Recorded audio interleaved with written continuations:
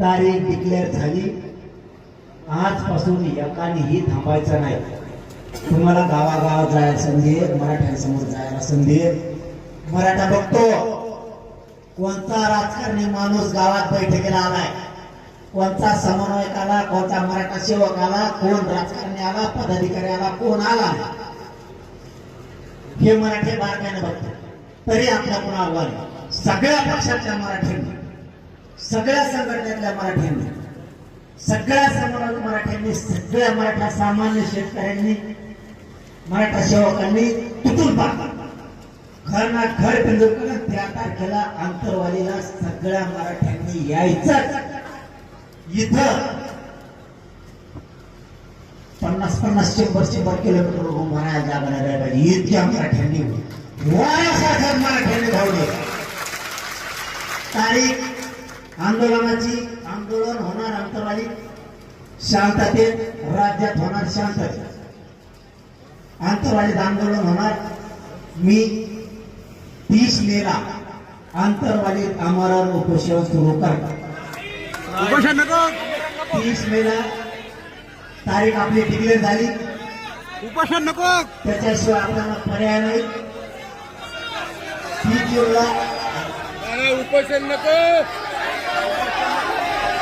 उपोषण नाही, उपोषण नाही, उपोषण नको दादा, उपोषण नाही दादा, उपोषण नको,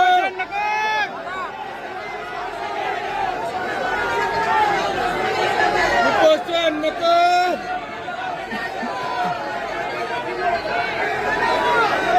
अरे उपोषणाशिवाय पर्याय नाही. येत नाही का?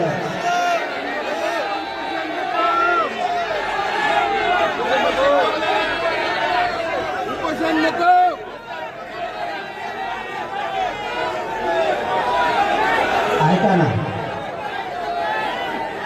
ऐका ना, उपोषणाशिवाय पर्यायच नाही आपल्याला. ऐका तुम्ही.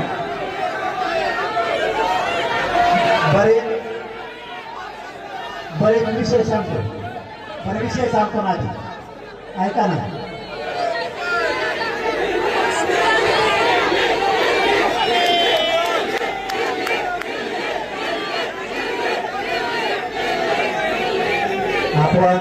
आपण एक काम करू. ऐका, सगळे खाली बसा ना, खाली बसा. 2 मिनिटं खाली बसा. अरे मुंबईला बी जाऊ, काय देणार करतो मी. मुंबई पुन्हा पॅक करू आपण.